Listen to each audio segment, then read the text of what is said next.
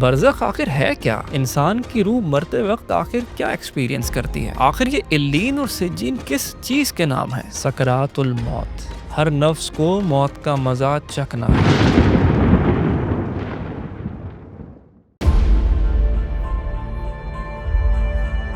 اس کائنات کا سب سے بڑا سچ کیا ہے؟ وہ سچ جس سے نہ کسی بادشاہ کو فرار حاصل ہے اور نہ ہی کسی فقیر کو پناہ۔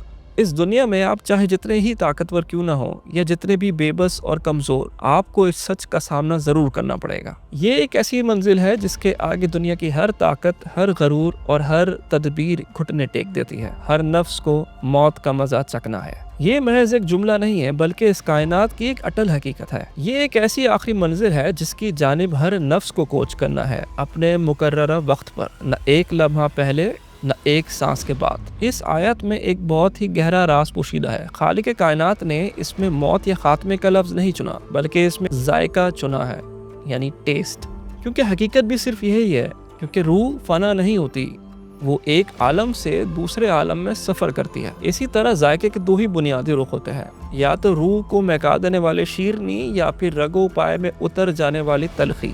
موت کا ذائقہ کیسا ہوگا؟ یہ آپ کے گنتی کی سانسوں پر منحصر نہیں ہے بلکہ آپ نے کیسے اعمال کیے ہیں اس پر ہے۔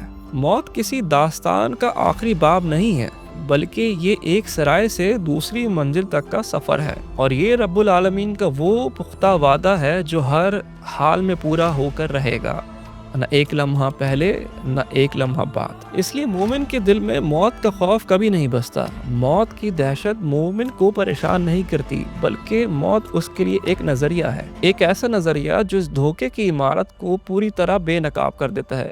کیونکہ جب مومن کو اس بات کا ادراک ہو جائے کہ یہ پوری زندگی محض ایک سفر ہے، اسی لمحے یہ پورا سراب ختم ہو جاتا ہے اور اس کھوکھلی دنیا کی حقیقت پوری طرح رونما ہو جاتی ہے۔ قرآن اس راز سے یہ کہتے ہوئے پردہ اٹھاتا ہے کہ اور یہ دنیا کی زندگی کھیل تماشے کے سوا کچھ نہیں، اور بے شک آخرت کا گھر ہی اصل زندگی ہے۔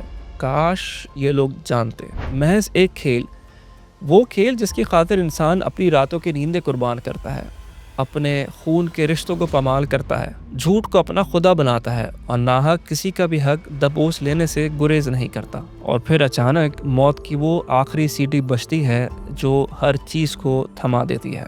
کوئی دوسرا موقع نہیں، کوئی دوسرا چانس نہیں، سب ختم، اور نہ وقت کے اوراق پلٹنے کی اجازت ملتی ہے اور نہ ہی معافی مانگنے کا دوسرا موقع، اور نہ ہی خدا کی بندگی کا دوسرا سجدہ نصیب ہوتا ہے، اور نہ ہی خلق کائنات کی خدمت کا کوئی اور موقع۔ اس دنیا کے فرضی کھیل تماشے کا جب یہ پردہ گرتا ہے تو صرف ایک چیز باقی بچتی ہے، آپ کے اعمال۔ آج کے اس ایپیسوڈ میں ہم پردہ اٹھائیں گے اس حقیقت سے جسے جانتے سب ہیں پر اس کے بارے میں سوچنا نہیں چاہتے۔ آخر موت کیا چیز ہے؟ موت کے کتنے مراحل یا سٹیجز ہیں؟ اور جب آخری سانسیں ساتھ چھوڑتی ہیں تو انسان کی روح کس عالم سے گزرتی ہے؟ ہم یہ بھی سمجھنے کی کوشش کریں گے کہ آخر اس انجان سفر کو ہمارے لیے سمجھنا اتنا ضروری کیوں ہے۔ مجھے یقین ہے کہ اس سفر میں آپ میرے آخر تک ہم سفر رہیں گے اور وہ جان سکیں گے جو شاید آپ نے پہلے کبھی نہیں سنا۔ تو چلتے ہیں اس پار۔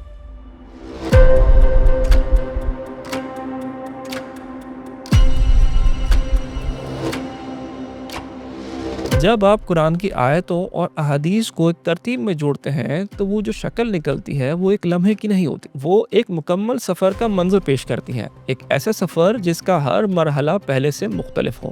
تو آئے سفر اسی لمحے سے شروع کرتے ہیں جب زندگی کا خاتمہ ہو رہا ہوتا ہے، اس لمحے سے جہاں آپ کے پاس اپنے روتے ہوئے لوگوں کے علاوہ ایک دوسری مخلوق کی آمد ہوتی ہے جس کو آپ کے سوا کوئی اور نہیں دیکھ سکتا۔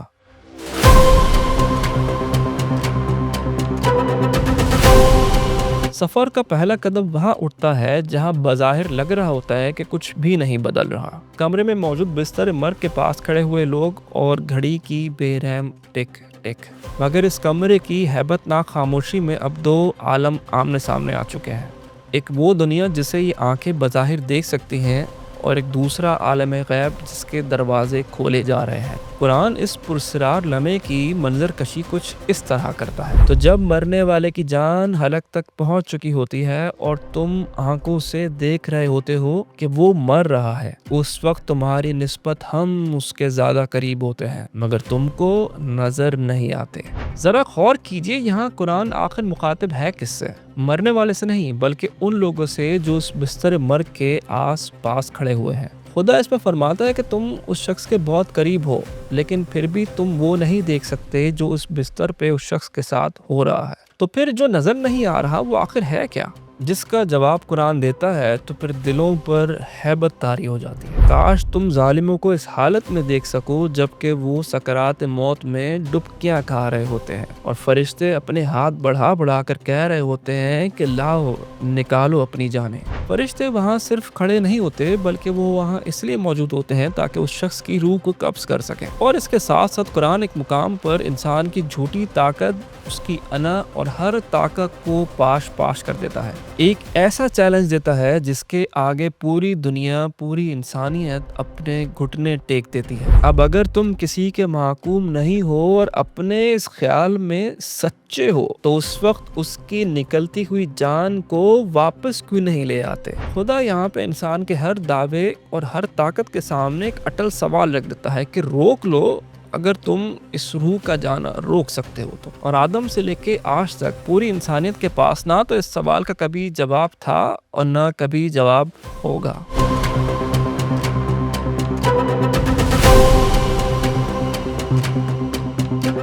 سفر کے پہلے مرحلے میں غیب سے پردہ اٹھ چکا تھا، لیکن اب دوسرے مرحلے کا کٹھن دور شروع ہوتا ہے اور یہاں موت اپنی اصلی ہیبت ناک شکل دکھاتی ہے۔ قرآن اس عالم کو سکرات کہتا ہے اور موت کی بے ہوشی حق لے کر آ پہنچی، یہی ہے جس سے تو بھاگتا پھرتا تھا۔ سکرات الموت یعنی وہ بے ہوشی، وہ حقیقت جس میں انسان کا جسم اور اس کا شعور آخری کشمکش میں مبتلا ہوتے ہیں۔ سورہ القیامہ میں اللہ تعالیٰ نے روح کو جھنجھوڑ دینے والی تصویر کھینچی ہے۔ ہرگز نہیں، جب جان ہنسلی کی ہڈیوں تک پہنچے اور کہا جائے ہے کوئی جھاڑ پھونک کرنے والا اور اسے یقین ہو جائے کہ یہی جدائی ہے اور پنڈلی سے پنڈلی لپٹ جائے، اس دن تیرے رب ہی کی طرف آخری روانگی ہے۔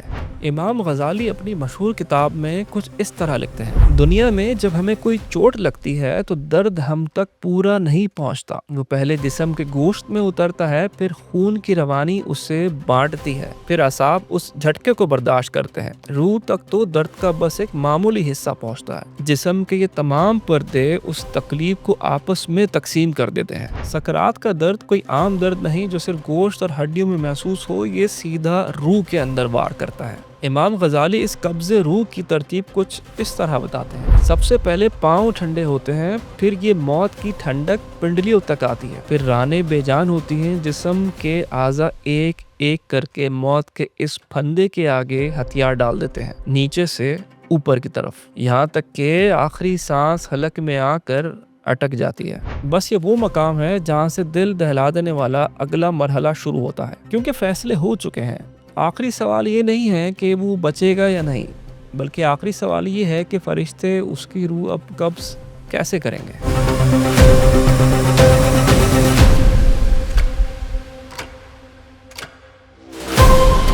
یہ سفر کا وہ پڑاؤ ہے جہاں تصویر اپنی سمت تبدیل کرتی ہے۔ یہاں قرآن میں اس مرحلے کا آغاز کسی عام بات سے نہیں بلکہ انتہائی جلیل قسم کھا کر شروع ہوتا ہے۔ قسم ہے ان فرشتوں کی جو ڈوب کر شدت سے کھینچتے ہیں اور ان کی جو نرمی سے آہستہ کھول دیتے ہیں۔ ایک انداز ہے غرقہ، یعنی جس میں روح کو پوری شدت سے اس کی جڑوں سے بے رحمی سے کھینچنا، اور دوسرا ہے نشتہ، جس میں کسی الجھی ہوئی رسی کو بڑی آہستگی اور نرمی سے کھولنا۔ اور اس آخری لمحے صرف سوال یہ رہ جاتا ہے کہ آخر ان فرشتوں کے ہاتھ میں آج کون سا فیصلہ ہے۔ جب کسی مومن بندے کی اس فانی دنیا سے رخصتی کا وقت قریب آتا ہے تو آسمان کے دروازے کھل جاتے ہیں، نورانی چہرے والے فرشتے زمین پر اترتے ہیں، ان کے چہرے سورج کی طرح چمک رہے ہوتے ہیں، ان کے ہاتھوں میں جنت کا کفن اور جنت کی مقدس خوشبو ہوتی ہے۔ وہ اکثر اس کے گرد اتنی دور تک بیٹھ جاتے ہیں جہاں تک انسان کی آخری نظر جاتی ہے۔ پھر آمد ہوتی ہے ملک الموت کی، وہ اس کے نزدیک آ کر بیٹھ جاتا ہے اور اس سے بڑی شائستگی سے کہتا ہے: اے پاکیزہ روح، نکل آ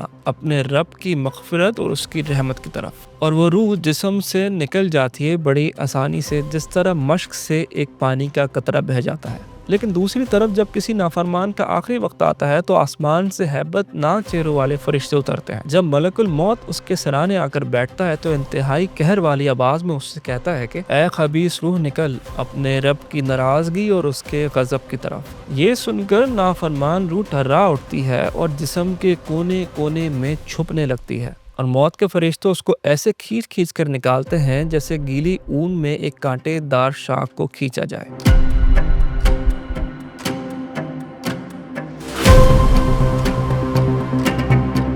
اب مٹی کے اس چھوٹی سی جگہ سے کائنات کے سب سے بڑے سفر کا آغاز ہوتا ہے۔ جب وہ نورانی قافلہ اس روح کو لے کر عالم بالا کی جانب جاتا ہے تو فرشتوں کی جماعت رک کر پوچھتی ہے کہ آخر یہ پاکیزہ روح کون ہے، اور جواب آتا ہے فلاں بن فلاں۔ اس کو اس کے سب سے زیادہ بہترین اور خوبصورت ناموں سے پکارا جاتا ہے۔ سفر کے بعد خالق کائنات کا فرمان گونجتا ہے کہ میرے اس بندے کا نامہ اعمال ایلین میں لکھ دو۔ خدا فرماتا ہے کہ ہرگز نہیں، نیکوں کا نامہ اعمال یقیناً ایلین میں ہے، اور تمہیں کیا معلوم ایلین کیا ہے؟ ایک لکھی ہوئی کتاب جسے مقرب فرشتے دیکھتے ہیں۔ مگر اب تصویر کا ایک دوسرا خوفناک منظر۔ فرشتے اس دوسری نافرمان روح کو لے کر بھی اوپر جاتے ہیں، لیکن طریقہ اور سلوک بالکل مختلف۔ آسمان کے دروازے اس کے لیے بند کر دیے جاتے ہیں۔ اللہ تعالیٰ فرماتا ہے کہ ان کے لیے آسمان کے دروازے ہرگز نہیں کھولے جائیں گے یہاں تک کہ اونٹ سوئی کے ناکے سے نہ گزر جائے۔ ذرا ٹھہر کر سوچئے، سوئی کا باریک ناکا اور ایک اونٹ، یہ وہ شرط ہے جو قیامت تک پوری نہیں ہو سکتی۔ اب دروازہ نہیں کھلتا، خدا کا فرمان آتا ہے کہ اس کا نام سجین میں لکھ دو۔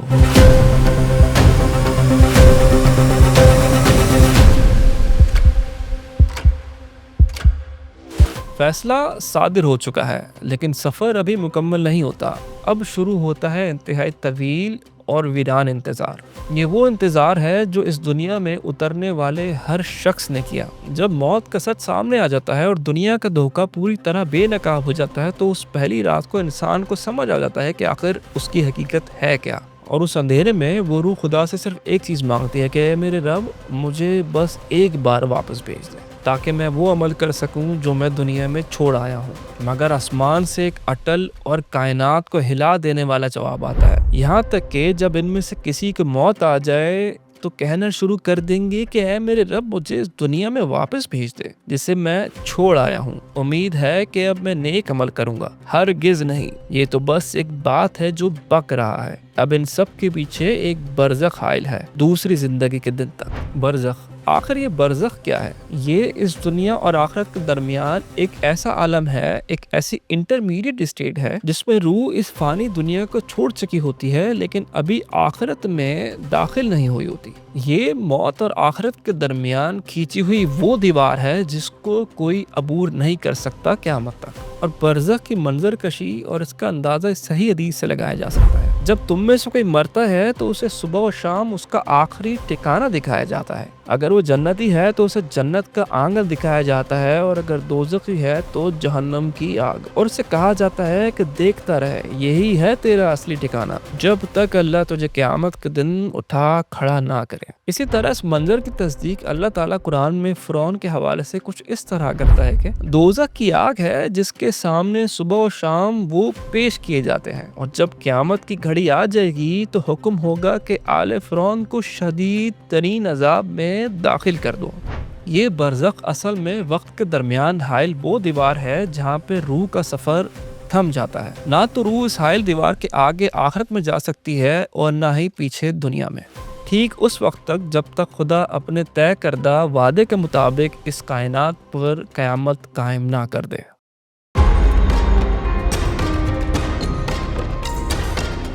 آج ہم نے بستر مرگ سے لے کے برزخ تک کا سفر طے کیا۔ ہم نے اپنے اس محدود عقل سے اس موت کی حقیقت اور اس کے فلسفے کو سمجھنے کی کوشش کی۔ اس سفر نے ہمیں ایک ایسی تصویر دکھائی جو ہمارے دلوں کو جھنجھوڑ دیتی ہے۔ یہ دنیا، یہ دولت، یہ طاقت، یہ سب ایک کھیل تماشا ہے اور سب عارضی ہے۔ اصل میں ہمیشہ باقی رہنے والی زندگی صرف آخرت کی ہے، اور حقیقت یہ ہے کہ اس زندگی کی بنیاد ہماری اس دنیا میں چلتی ہوئی سانسوں پر موجود ہے۔ اگر آپ میری یہ آواز سن رہے ہیں اور آپ کے سینے میں ابھی بھی سانسیں چل رہی ہیں تو اس کا مطلب یہ ہے کہ فرشتوں نے ابھی آپ کا دروازہ نہیں کھٹکھٹایا۔ آپ کے پاس ابھی بھی موقع ہے، آپ کے پاس ابھی بھی اختیار ہے کہ آپ اپنا نامہ اعمال سجین کی بجائے ایلین میں لکھوا سکیں، کیونکہ یاد رکھیں جس دن ان چلتی سانسوں کا دھاگا ٹوٹ گیا اور آسمان سے موت کے فرشتے آپ کے سرانے آ کر بیٹھ گئے، اس کے بعد کوئی موقع نصیب نہیں ہوگا، کوئی واپسی نہیں ہوگی، کبھی بھی نہیں۔ بیداری کے اسی سفر کا نام ہے اس پار۔ اگر یہ ایپیسوڈ آپ کو پسند آئی ہے تو سبسکرائب کیجئے اور ان لوگوں تک لازمی پہنچائیں جو آپ کے آس پاس ہیں۔